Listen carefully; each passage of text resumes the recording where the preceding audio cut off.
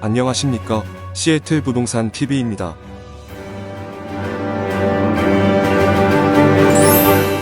좋아요, 구독 감사합니다. 상가 건물주이신가요? 그럼 이거 진짜 공감하실 텐데 바로 테넌트의 임대료 연체 문제입니다. 매달 꼬박꼬박 들어와야 할 돈이 안 들어오면 와 정말 스트레스가 장난 아니죠. 오늘은 이 골치 아픈 문제를 어떻게 하면 현명하게 풀어갈 수 있는지 그 핵심 전략을 속 시원하게 알려드리겠습니다. 아마 많은 분들이 제일 먼저 이렇게 생각하실 거예요. 아니, 약속한 돈을 안 냈는데 당연히 바로 내보내야 하는 거 아니야? 그 답답하고 화나는 마음 저도 충분히 이해합니다. 하지만 말이죠. 과연 현실도 그렇게 간단할까요? 안타깝게도 현실은 생각보다 훨씬 더 복잡합니다. 그냥 감정적으로 당장 방 빼세요. 이렇게 할 수 있는 문제가 절대 아니라는 거죠. 여기에는 아주 명확한 법적 절차와 냉철한 전략이 필요합니다. 그래서 오늘 우리가 함께 짚어볼 내용들입니다. 임대료 연체에 대한 흔한 오해부터 시작해서요. 실제 퇴거는 어떻게 진행되는지, 또 건물주들이 자주 하는 실수는 뭔지, 그리고 퇴거 말고 다른 방법은 없는지, 마지막으로 어떻게 하면 손실을 최소화할 수 있는지까지 하나하나 확실하게 알려드릴게요. 자, 그럼 제일 궁금해하실 부분이죠. 실제 퇴거 절차. 여기서 핵심부터 말씀드리면요. 우리가 생각하는 것보다 훨씬 더 많은 시간이 걸리고 또 정해진 절차를 꾹 지켜야 한다는 겁니다. 절차는 보통 이렇게 4단계로 진행돼요. 먼저 연체가 딱 발생했잖아요? 그럼 화난다고 바로 전화부터 하는 게 아닙니다. 가장 먼저 해야 할 일은 공식적인 서면 통지서, 즉 노티스를 보내는 거예요. 그리고 법으로 정해진 시간 동안은 테넌트가 밀린 돈을 낼 수 있게 기다려줘야 합니다. 이 기간이 지나도 해결이 안 된다. 바로 그때 비로소 퇴거를 위한 법적 소송 절차를 시작할 수 있게 되는 겁니다. 이 모든 과정이요. 통지서 보내고 기다리고 소송 시작해서 판결까지 짧아도 몇 주, 길면 진짜 몇 달이 그냥 훅 가버릴 수 있어요. 그동안 월세는 월세대로 못 받고 변호사 비용 같은 소송 비용은 또 따로 나가고 정말 이중고죠. 그러니까 이 처음 대응이 무엇보다 중요한 겁니다. 그렇다면 이 과정에서 건물주들은 어떤 실수를 가장 많이 할까요? 정말 별거 아닌 것 같은 몇 가지 실수가 상황을 더 꼬이게 만들고 결국 내 돈의 손실만 키우게 됩니다. 보통 이 3가지 함정에 많이들 빠지세요.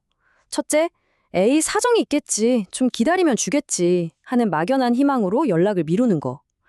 둘째, 공식 서류 없이 그냥 전화나 문자로만 독촉하면서 시간을 보내는 거죠. 법적 절차의 첫 단추는 무조건 공식 통지서라는 거 잊으시면 안 돼요.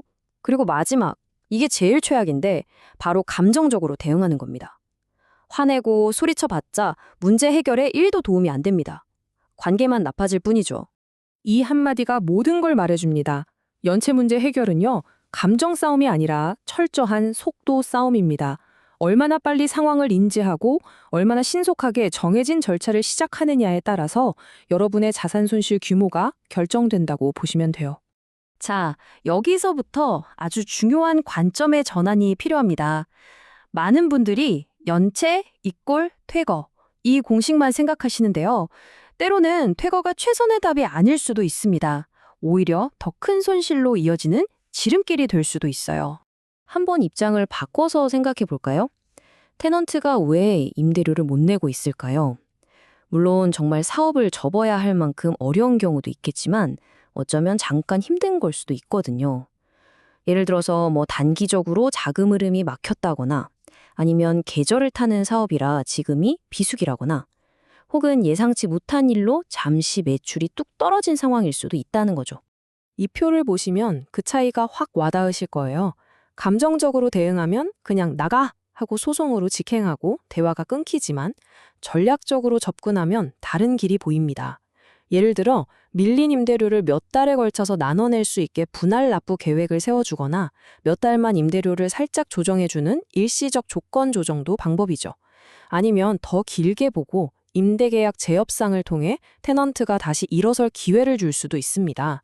이게 잘 되면 소송 비용 아끼고 공실기간 손실 없이 오히려 더 끈끈한 관계로 갈 수도 있는 거죠.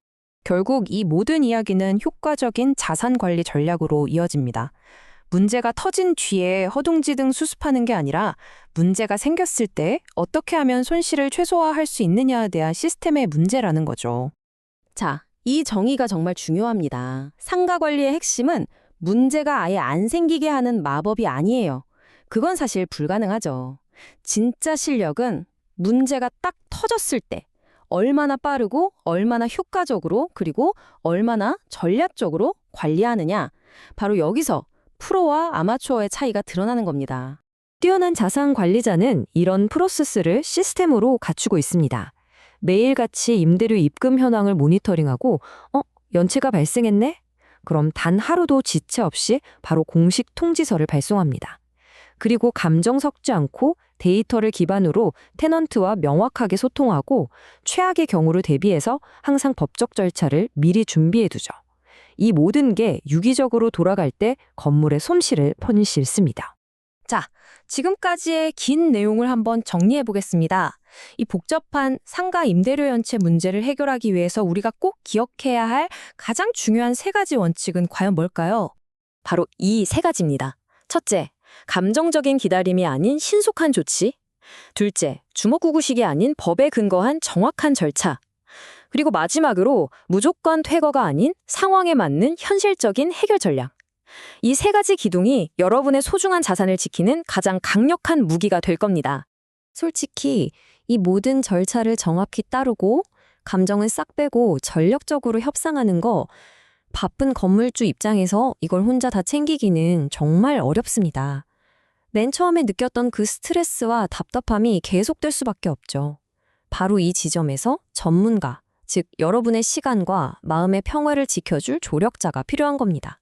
혹시 시애틀 지역에서 상가를 소유하고 계시고 오늘 우리가 나눈 이야기처럼 임대료 연체 문제로 골머리를 앓고 계신다면 더 이상 혼자서 스트레스 받지 마십시오.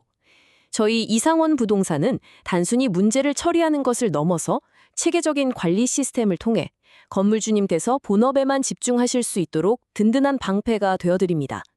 화면에 보이는 이메일로 편하게 연락주세요. 어떻게 여러분의 자산을 안전하게 지키고 마음의 평화를 되찾을 수 있는지 저희가 함께 고민하겠습니다. 마지막으로 이 질문을 한번 드려봅니다. 여러분의 소중한 자산, 지금 최선의 방식으로 관리되고 있나요? 아니면 기회비용과 스트레스를 낳는 골칫거리가 되고 있진 않나요? 오늘 이 내용이 여러분의 자산을 더욱 현명하게 지키는 계기가 되었기를 바랍니다. 감사합니다. 감사합니다.